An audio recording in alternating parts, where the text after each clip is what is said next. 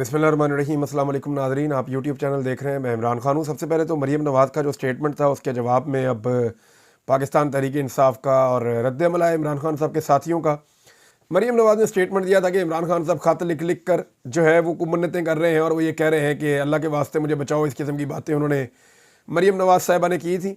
ये सियासी बातें हैं, वो लोग भी सब जानते हैं कि इमरान खान कहाँ खड़ा है। इमरान खान वहाँ खड़ा है जहाँ मरीम नवाज़ के वालिद अपनी पूरी ज़िंदगी खड़े नहीं हो सके। यानी मियाँ नवाज शरीफ के ऊपर जब भी कभी मुश्किल वक्त आया उन्होंने डील मारी और पाकिस्तान से निकल गए। और वो तो वीडियो अभी भी मौजूद है जब मरीम नवाज़ ख़ुद भी इंटरव्यू दे रही थी, मरीम नवाज़ की वालिदा मरहूमा भी इंटरव्यू दे रही थी, और ये सारा साजो सामान इकट्ठा करके बक्सों में कीमती सामान डाल के तो पाकिस्तान से सरूर पैलेस जा रहे थे जद्दा में। और उसके बाद दोबारा हमने देखा कि कैसे मियाँ नवाज शरीफ जो है उनको प्लेटलेस नीचे गिरा के और कई सालों के लिए बरतानिया भिजवा दिया गया। तो ये पाकिस्तान से चले जाते हैं जब भी मुश्किल वक्त आता है, खड़े नहीं होते, तो लिहाजा इनको बाकी लोग भी अपने जैसे ही लगते हैं। साहबजादा हामिद रज़ा साहब ने इंकशाफ किया कि इमरान खान साहब को एक बड़ी ऑफ़र भी की गई थी और मरीम नवाज़ के जवाब में किया है। वो कहते हैं हज़ारों ख्वाहिशें ऐसी कि हर ख्वाहिश पे दम निकले। मरीम नवाज़ की ये ख्वाहिश पूरी नहीं होगी कि इमरान खान अपनी रिहाई के लिए मिन्नत समाजत करे। अलबत्ता खान से अडियाला जेल में ये मिन्नत ज़रूर की गई है कि आपकी नाअहली 3 माह में ख़त्म कर दी जाएगी, आप अपने रवैये को तब्दील करें। लेकिन इमरान खान ने इनकार कर दिया है। एक तो नाज़रीन ये है, और एक और स्टोरी जो है वो बड़ी इंपॉर्टेंट है जो फैसल वाडा साहब ने दी है।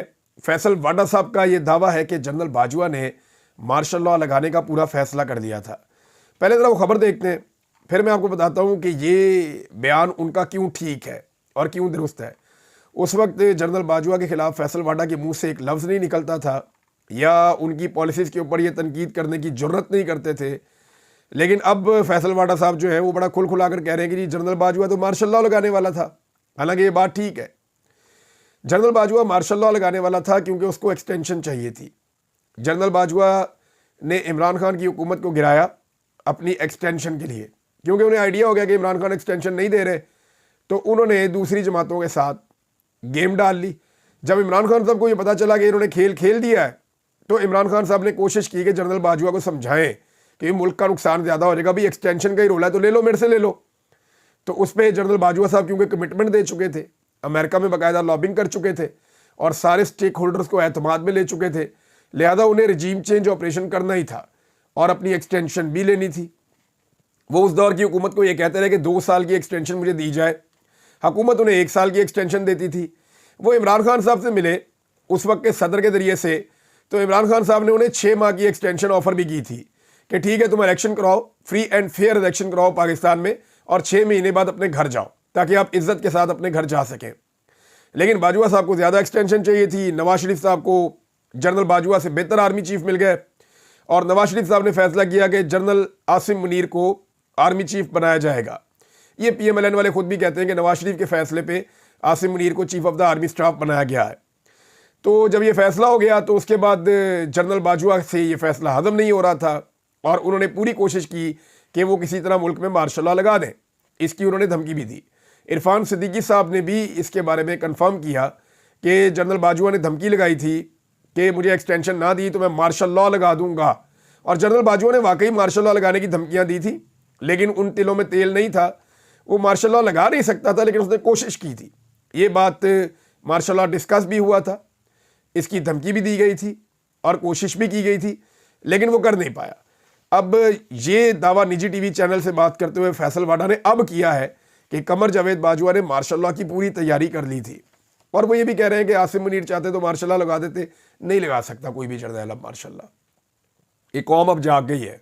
मार्शल लॉ लगा के देखे ना कौम हालत क्या करेगी उस जर्नैल की जो मार्शल लॉ लगाएगा। ये हो नहीं सकता ना, सारा वक्त एक जैसा होता नहीं है। एक वक्त था कौम इस मिलिट्री एस्टेब्लिशमेंट की मोहब्बत में मुब्तला थी, अब वो वक्त है कि सिर्फ चंद इक़्तिदार के रसिया, लालची, बेईमान और फ्रॉडिये किस्म के सियासतदान जो करप्शन के अंदर लुथड़े हुए हैं, वो सिर्फ पाकिस्तान की एस्टेब्लिशमेंट के बूट चाटते हैं।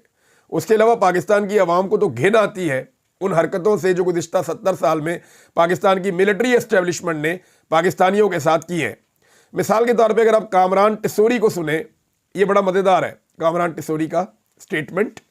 ये ज़रा स्टेटमेंट सुने, आपको बड़ा मज़ा आएगा। मैं हक़ाइक़ भी आपके सामने रखता हूँ। ये गवर्नर है सिंध का, कामरान टिसोरी का ये कहना है कि आर्मी चीफ माशी हिफाजत के लिए तैयार है, उन्होंने SIFC बनाई। और भाई दुनिया का कोई आर्मी चीफ है? यहाँ जिस मुल्क में मैं हूँ बरतानिया में, इसका आर्मी चीफ कौन है बताएं ज़रा आप।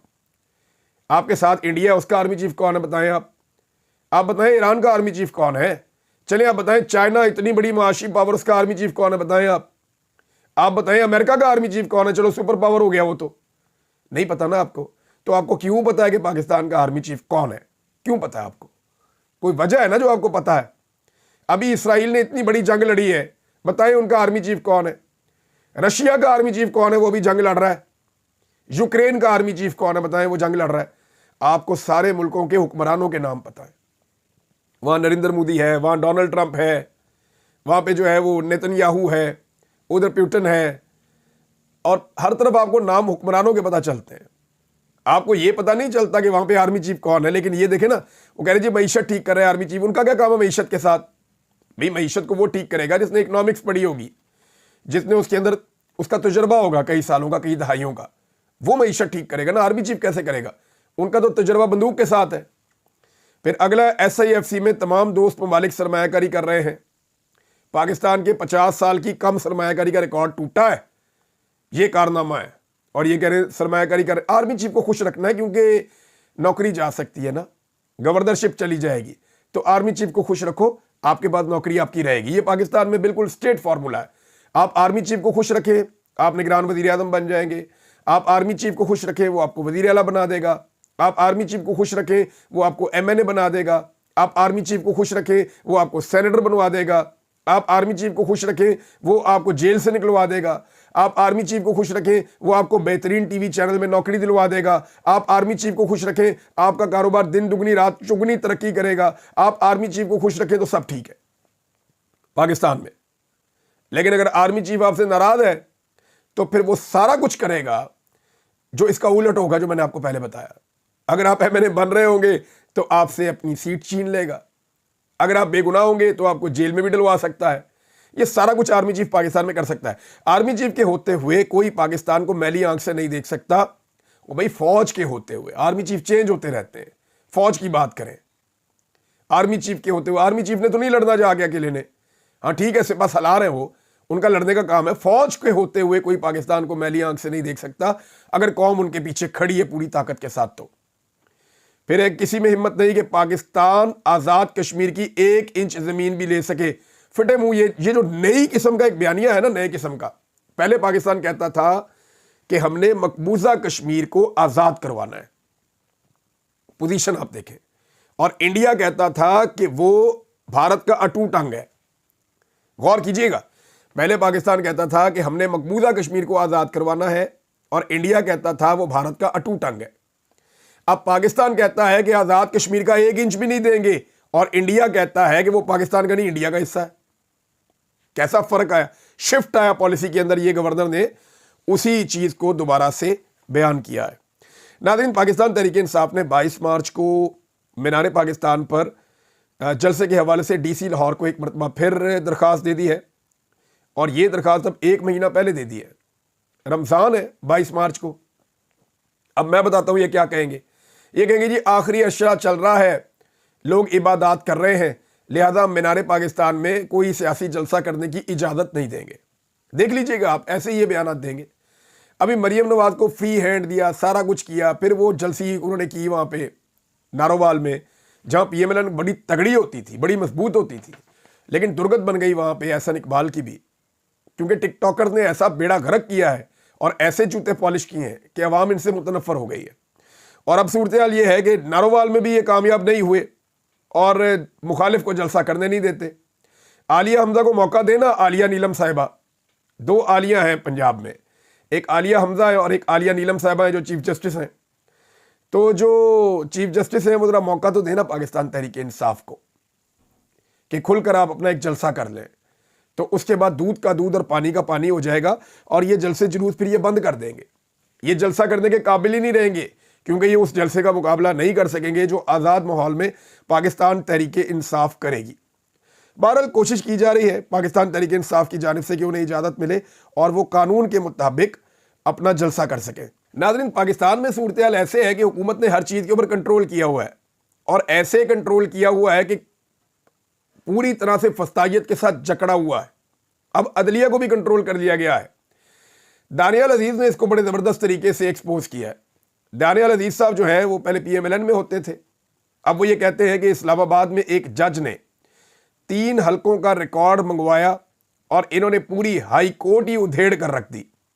अवाम एहतजाज के लिए आए तो फायरिंग कर देते हैं। ये टिकटॉक के मास्टर्स हैं, टिकटॉक इनकी बन गई है। ये जनाब दानियाल अजीज़ साहब ने कहा। जलसे के हवाले से टिकटॉक ही बनी है, इनका तो और कुछ है नहीं, और टिकटॉक ही ये बनाते हैं, इसके अलावा तो इनको कुछ आता नहीं है। सईद बलोच साहब ने नाज़रीन एक बड़ा मज़ेदार ट्वीट किया, और ये फैक्ट है, ये हकीकत है, ज़रा इसके ऊपर आप गौर कीजिएगा ना। शाहिद खाकान अब्बासी, मोहम्मद ज़ुबैर, आसिफ करमानी, मेहताब अब्बासी, मिफ्ता इस्माइल, जावेद अब्बासी, इन समेत बहुत बड़े बड़े रहनुमा जो हैं वो मुस्लिम लीग नून को छोड़कर चले गए। चौधरी निसार अली खान भी चले गए, और हमारा मीडिया जो है वो सत्तू पीकर सोता रहा। एक शेर अफजल मरवत को पार्टी से निकाला गया तो न्यूज़ चैनल्स के मोशन ही नहीं रुक रहे। मान लें फिर कि इमरान खान का नाम जिसके साथ मंसूब हो जाएगा वो भी सेलिब्रिटी और रहनुमा बन जाता है कि इस पर मुसलसल पूरे पूरे प्रोग्राम होने लग जाते हैं। निसार जट साहब ने इस पर एक स्टेटमेंट दिया है। निसार जट साहब वो शख्सियत है जिन्होंने फैसलाबाद में राणा सनाउल्लाह को शिकस्त दी, और बड़ी तगड़ी शिकस्त दी है, यानी उनके मुंह से इन्होंने छीन कर लाए अपनी जीत, और वहाँ बहुत मुश्किल था। तो राणा सनाउल्लाह के लिए आपको पता है पूरा निज़ाम जोर भी लगा रहा था। तो निसार जट साहब का भी शेर अफजल मरवत के लिए एक पैगाम आया। वो ये कहते हैं कि शेर अफजल मरवत ने अगर अपना कंडक्ट ठीक ना किया तो मैं इनको मशवरा दूंगा कि नवाज शरीफ के पास चले जाएं और दोनों बाप बेटा बैठकर मुझे क्यों निकाला का विर्द करते रहें और इसी पर गुजारा करें। ये जनाब निसार जट साहब ने स्टेटमेंट दिया है इस हवाले से। नाज़रीन, एक बहुत अजीबोगरीब स्टेटमेंट है, और ये एक बड़े सीनियर पार्लियामेंटेरियन है जिन्होंने ये बयान दिया है।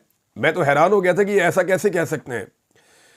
रहनुमा है नून लीग के कैसर अहमद शेख साहब, ये बड़े ज़ीरक आदमी हैं, बड़े धीमे लहजे के आदमी हैं, लेकिन इन्होंने बयान दिया कि एस्टेब्लिशमेंट रियासत होती है और रियासत माँ की हैसियत रखती है।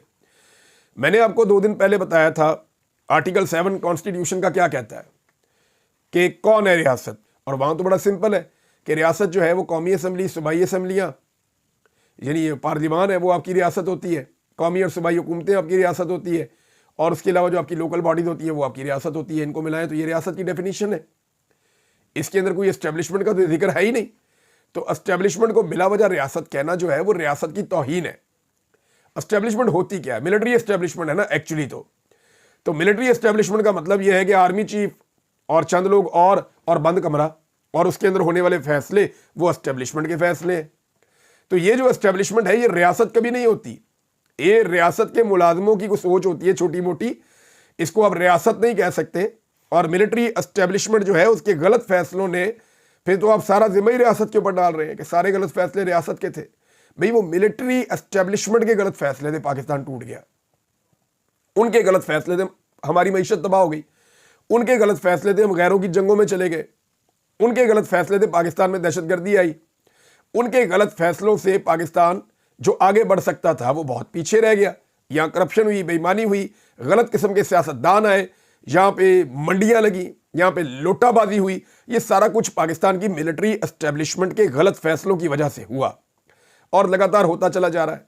और ये उन्हीं के फैसले जो अभी तक गले पड़े हुए हैं। मिसाल के तौर पे सलमान अकरम राजा साहब ने अपनी ज़िंदगी का एक मुश्किल तरीन केस वो कहते हैं मैंने लड़ा है, जो मिलिट्री कोर्ट्स वाला है, और उन्होंने इस पर बड़ी मेहनत की है।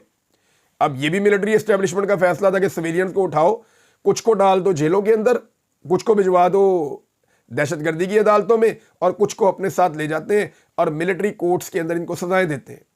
वहाँ सजाएं दी गई। इस पर सलमान अकरम राजा साहब कहते हैं कि पिछले 3 हफ्ते मिलिट्री कोर्ट का केस मैंने कॉन्स्टिट्यूशनल बेंच में खान साहब और 103 खानदानों के लिए लड़ा है।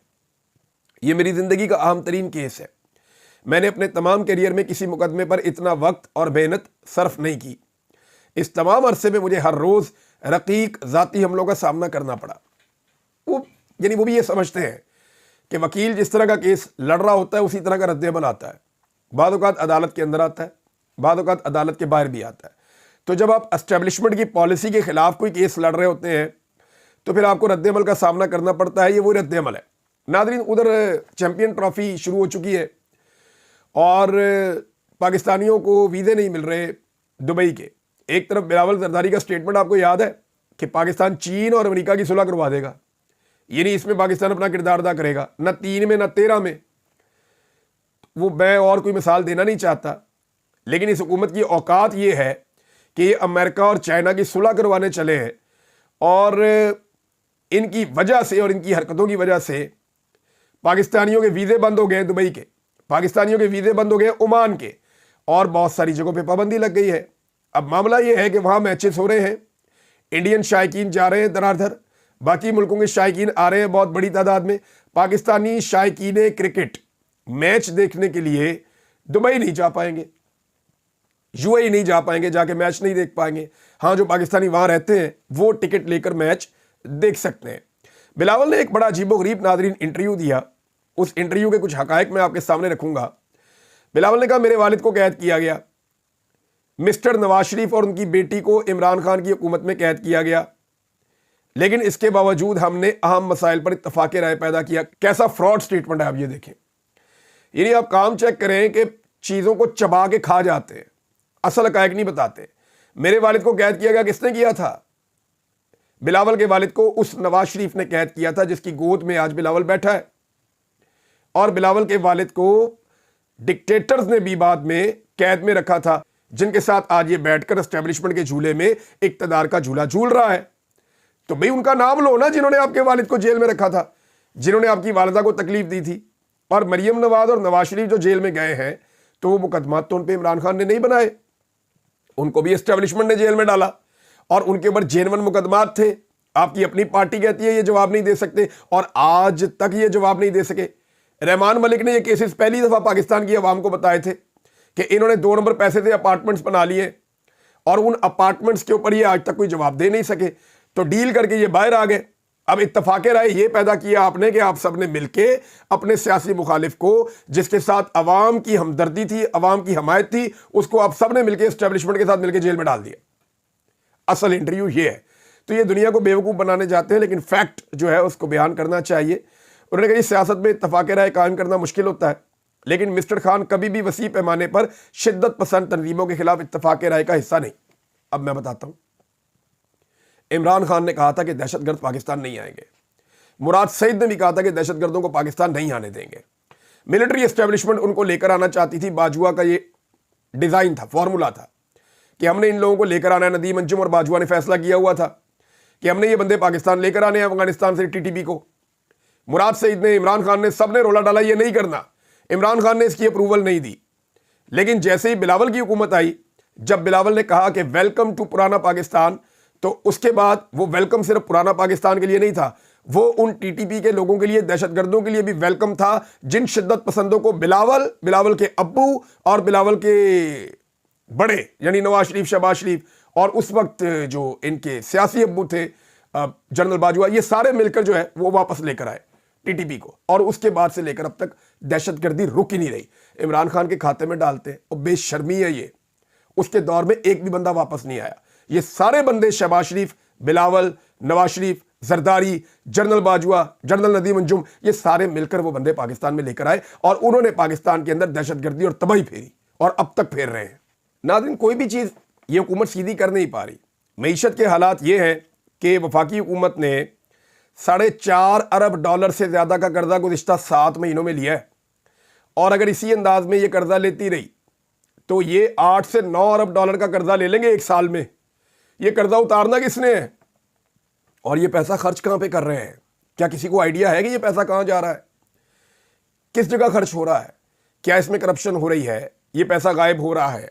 ये मनी लॉन्ड्रिंग हो रही है? ये मुल्क को नचोड़ रहे हैं? क्या ये सब भागने की तैयारी कर रहे हैं? इसके बारे में किसी को कुछ नहीं पता। लेकिन $4.5 अरब से ज्यादा की रकम गुज़िश्ता 7 महीनों में इन्होंने कर्जा ले ली है, और लगातार पाकिस्तान के कर्जे ये बढ़ाते जा रहे हैं। इमरान खान के दौर में तो आपको नजर आता था ना, कोई डैम बन रहा है, कोई सड़क बन रही है, कोई प्रोजेक्ट चल रहा है, कोई काम हो रहा है, कोई नए अस्पताल बन रहे हैं, कोई हेल्थ कार्ड दिया हुआ है, कोई किसान आगे बढ़ रहे हैं। उस सारे काम हो रहे थे, फिर भी इतनी तेजी से कर्जे नहीं बढ़ रहे थे, महंगाई भी ऐसे नहीं बढ़ रही थी। आज महंगाई बहुत बढ़ा दी है, टैक्स बहुत ज़्यादा ले रहे हैं, अवाम का खून भी निचोड़ दिया है, फिर भी इतनी बड़ी मिकदार में कर्जे ले रहे हैं। ये पैसा जा कहाँ रहा है? क्योंकि सारे प्रोजेक्ट तो इन्होंने बंद कर दिए हैं। जितने बड़े प्रोजेक्ट पाकिस्तान में मेगा प्रोजेक्ट्स हो रहे थे डेवलपमेंट के, ان میں سے زیادہ تر تو انہوں نے بند کر دیے ہیں. اب وہ پروجیکٹ بند کرنے کے باوجود یہ پیسہ کہاں جا رہا ہے اس کے بارے میں کسی کو کوئی سمجھ نہیں آ رہی. ناظرین آخری سٹیٹمنٹ جو میں آپ کے سامنے رکھوں گا وہ علی امین گنڈا پور کا ہے، اور انہوں نے سٹیٹمنٹ دیا کہ اداروں کو مضبوط کرنا چاہیے، اوورسیز پاکستانی پیسے بھجوائیں. یہ ناظرین خبر چھپی ہے ایکسپریس نیوز میں، اور اس میں یہ ہے کہ وہ خیبر بینک کے حوالے سے کہہ رہے تھے گنڈا پور صاحب کہ اوورسیز پاکستانی اس میں پیسے بھجوائیں. اب معاملہ یہ ہے کہ ایک طرف عمران خان صاحب نے کہا ہوا ہے کہ ریمیٹنسز کو روکیں، اوورسیز پاکستانی پیسہ نہ بھجوائیں، دوسری طرف علی امین گنڈا پور صاحب کہہ رہے ہیں پیسہ بھجوائیں. اب یہ سمجھ نہیں آتی کہ یہ پالیسی کون کیا بنا رہا ہے، کس طرف کو چل رہی ہے. عمران خان صاحب کے جیل میں ہونے کا ایک نقصان تو ان کی پارٹی کو یہ ہے. اب تک کے لیے اتنی، اپنا خیال رکھیے گا، اپنے اس چینل کا بھی. اللہ حافظ.